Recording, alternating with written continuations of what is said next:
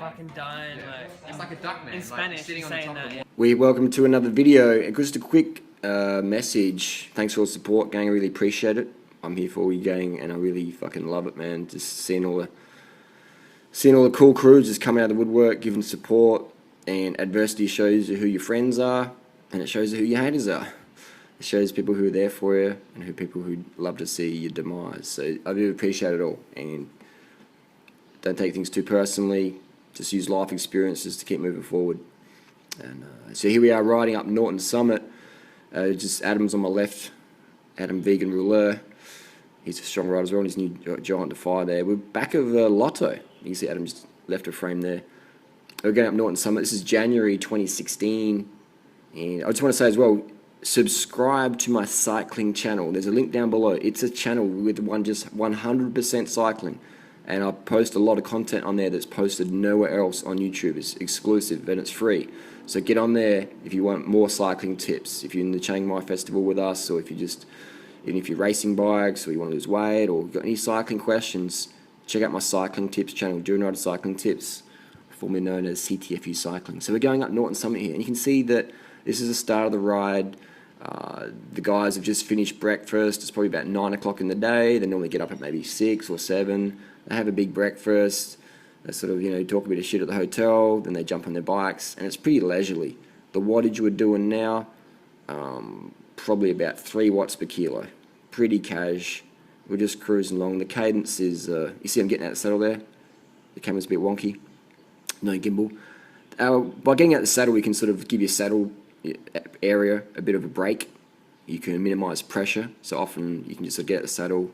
And I've been doing a few miles that week, so I had a few saddle sore. So as you start the ride, you're sort of a little bit tender, and just getting out of the saddle a bit more can be good. And when you get out of the saddle, you shift it into a harder gear, and it's just a bit easier to ride out the saddle. And you look at the ride on the left. Look at that. See the saddle wigging out, left to right, left, right, left, right. His upper body is pretty stable, and only the bike moves. Because it's a lot easier to move your bike, which is 7 kilos, 10 kilos, 12 kilos, than your body, which is 50 to 100 kilos. So always wag the saddle side to side, just like the pros do.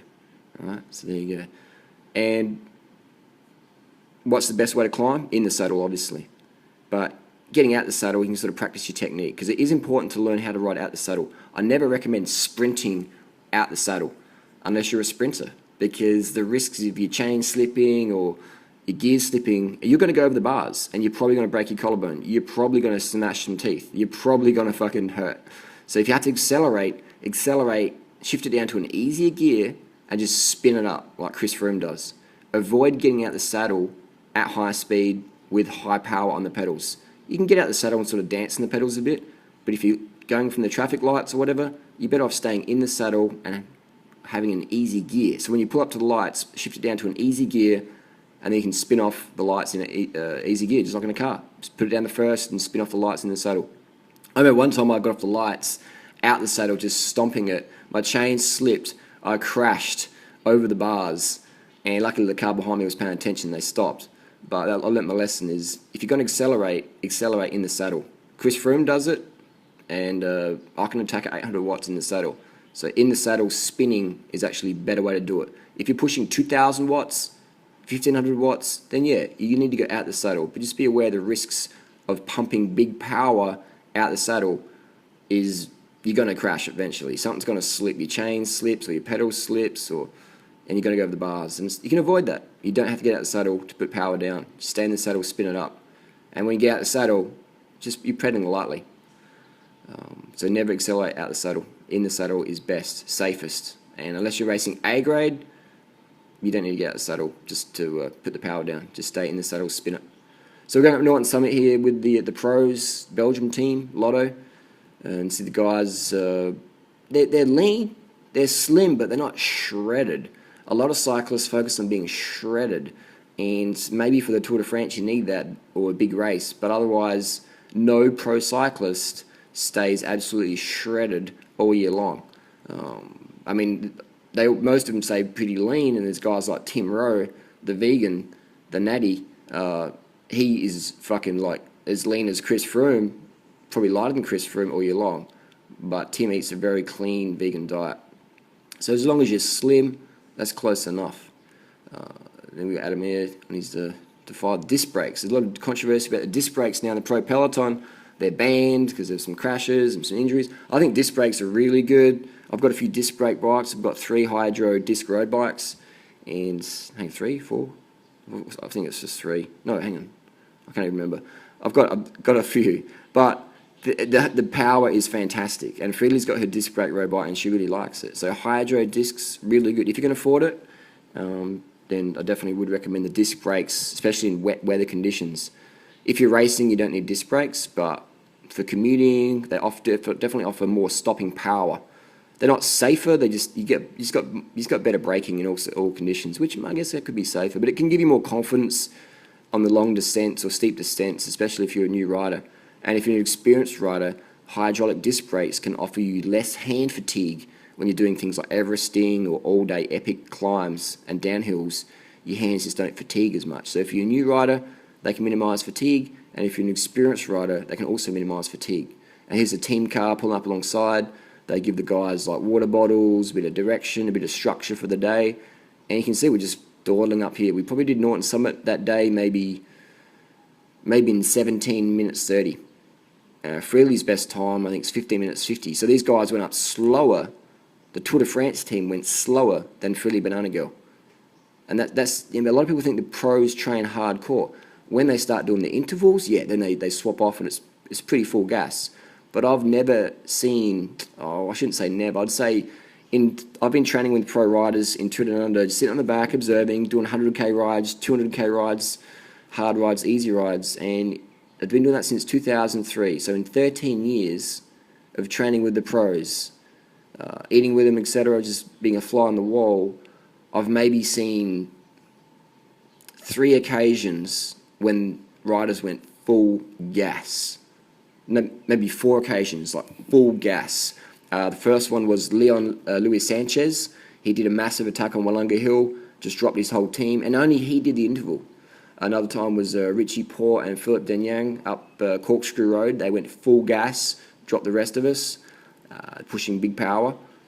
And then there was a time with the Quick Step. They did a lead-out train, full gas. And other than that, that's the only time I've seen them really hit it hard. But even the lead-out train, that's only like a 30-second sprint. They sort of swap off turns. But in terms of climbing at full tilt, it's very, very, very, very rare. But they do a lot of tempo work.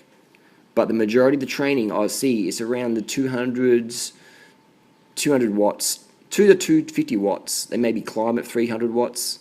So it's pretty casual stuff. And if you're about 65 kilos, the average pro is about 70 kilos. So 250, 300 watts is not hardcore if you look at the watts per kilo. So it's, and these guys, that's all they do is ride. So they get massage, they're just full-time riders. So they don't go hardcore, but they're very, very consistent, very consistent. So if you go on a holiday and you take time off your bike, I mean, that's a bad thing. I mean, if you've got a broken arm or a broken leg, obviously there's not much you can do. You catch up in other areas in your life. But if you can ride a bike and you're not riding, you're missing out on big training. You're missing out on big metabolic advantages there. And you're missing out on a lot of adventure. So if you can ride a bike, you always bring your bike on holiday. Again, unless you've got a broken leg or something. And then just to the best you can, catch up on my YouTube videos. But so it's good times. And this is a film with the GoPros and the old GoPros. A little bit. The new GoPros are pretty good, aren't they?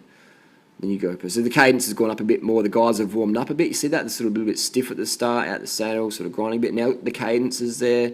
The legs have warmed up. The enzymes are flowing. The blood's flowing more. And the cadence gains. I'm just checking the GoPro's working. OCD.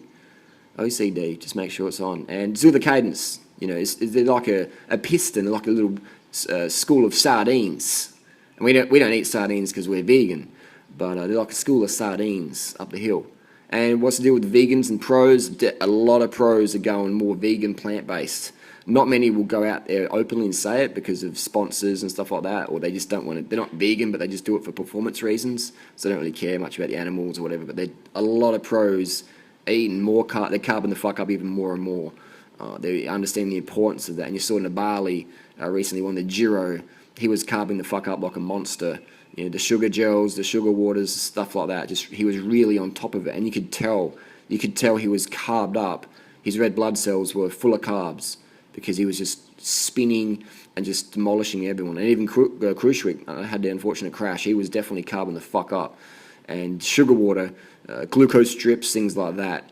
I would say the most powerful thing for a cyclist as recovery for power the next day is sugar water. More powerful than any drug. Obviously, if you're on drugs as well, that helps. But sugar water, like if let's say I was in a race, right, and hypothetically there was no laws on drugs or whatever, and someone says, look, you can take everything, or you can take sugar water.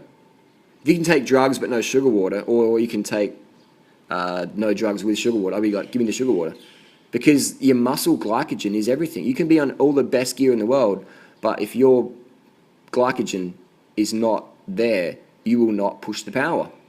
Just like you can have the best fitness, but if you don't have the cadence, if you can't get the right gear, you will get dropped. You just won't be able to push the power, or you might be able to push the power, but your metabolic fatigue waste products will be enhanced, and so you'll fatigue quicker. That is why in the hour record, Bradley Wiggins did like 470 watts. 470 watts on the flat as a rail-thin climber. You know, maybe it's 468 watts, something like that, for an hour. His cadence was 105. So high power, high cadence. Probably around 90 cadence is good for most of the time.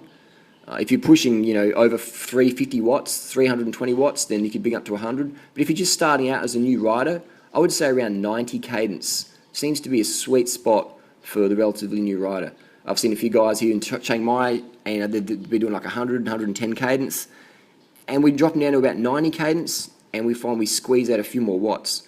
Why is that? I think, well, when you're doing a high cadence, often to get the breathing sync, it's a bit harder because you're sort of like your legs are spinning so fast. If you're not used to it, it can be harder to breathe. But once you get more progressed and train that high cadence, your breathing becomes easier, more relaxed. So I say it's like swimming. You chuck me in a pool, I can't swim for shit. My breathing's all out of sync, and I gasp, I get out of air. But I'm sure I could learn it. So I would say if you're a new rider, stick with me around 90 cadence, 85 to 95, and go from there. And just do your little time trials. Use your power meter, use your cadence, and just monitor it. Monitor it. Upload to Strava, and then see what you did on that Strava segment. Do your time trials. Go full gas at 100 cadence, or go full gas at 90 cadence, and see what works for you. What works for you. And I find if you're more of a new rider, you probably be better off with 90 cadence, and then go from there. But I really enjoy seeing everyone's just like getting on the cadence wagon and really getting onto it. Even in the Dauphiné recently, in the prologue, you see Chris Froome's cadence. Even still, he was getting bogged down a bit on some of the climbs. He was limited by Shimano's poor gear ratios. He maybe only had a 34, 32, and it wasn't enough on those steep sections. And Contador won. Now, I would say if Chris Froome, here's my controversial statement here, I would say if Chris Froome had proper gearing on his bike so he could get cadence, he could get the Froomingham effect cadence the whole way up the Dauphiné prologue climb, I would say Chris Froome would have won that or minimised the time gap from Contador. So that's my little thing there. The thing is the pros are limited by the gearing, and they can't exactly slap on a 40 cassette because people will be like, what's going on there? Or Shimano sponsors Sky. So there's manufacturers out there who make a 3411 speed or a 3611 speed, but Chris Froome can't really use it because Shimano will say, hey, well, what the fuck are you doing? But I could get Chris Froome's bike better than the Team Sky mechanic. I could literally get Chris Froome's bike and make it better for that Dauphiné prologue. I would slap on like a road link with just his normal Di2 rear derailleur, and I'd put like a 36 cassette on there or a 34. And so Chris Froome had the cadence. And I'd sit down with Tim McCarrison and I'd say, look, this is where Chris Froome lost seconds because his cadence dropped under his optimum. Chris Froome knows what his optimum cadence is for his desired power output. So all we have to do is go on Strava, we could upload Chris Froome's file, and we could just mouse over the course and see what Chris Froome's cadence was, what his power was, and when it dropped down, we could go, well, what gear was he in? Was he in the easiest gear? And if he wasn't in the easiest gear and his cadence was still too low for his ideal, then we know we need to put better gearing on Chris Froome's bike. But that's not going to happen because when you're sponsored by Shimano or SRAM, whatever, you can't really make the modifications like that. So it's that's even in the pro peloton, even guys like Chris Froome who are really advanced are still limited by sponsorship burden. They can't fully customize their bike to have adequate gearing. So that's my little rant there. So I would definitely but that's going to change in the future. Shimano's going to have even better gearing ratios. I mean, right now we're putting 40 cassettes on bikes. We're putting 40 cassettes on bikes, and we're getting people doing fucking epic shit with 40 cassettes. So Chris Froome could be even more epic. Because that prologue, look, I have to check the course again. It looked like it had some like really steep sections at like 20%. And if it's that case, then you're just producing more fatigue metabolites. And let's say maybe you did good on the TT, but then the next day your legs were blown because you had to push 420 watts at 80 cadence on certain parts, and your legs just got a bit more torn, and then your recovery is minimized. There's little things like that we can squeeze in. And it's the marginal gains, man. It's the motherfucking marginal gains. And it's the little things like that. And that's why if you're not training with a power meter and you don't understand cadence and the patterns of that and the gear choice, then you really do miss out. And that's why I can improve riders like even Chris Froome, just because I can have an open mind and I'm not bound down by sponsors. So I could even improve Chris Froome's bike. I'd have to watch that whole course prologue again, but I actually, I'm pretty sure he was grinding some parts. I know in the Velter, 2011 Velter, Chris Froome 100% lost the Velter because he didn't have the proper gearing. And he was grinding, and Kobo just rode away from him. And then these guys are going to stop for a piss. They piss all the fucking time. At least every 1.5, 2 hours, they're pissing all the time. So if you want to be a good rider, if you want to be lean, a lean person, a good, good parent, etc., then be hydrated, man. Because when you're hydrated, you can get more work done. So Adam's stopping for piss as well. I'd still just piss before we hit the climb. But stay hydrated, stay carbed up. If you got any questions down below, let us know. Subscribe to my cycling channel, links down below. Thanks for watching, thanks for your support.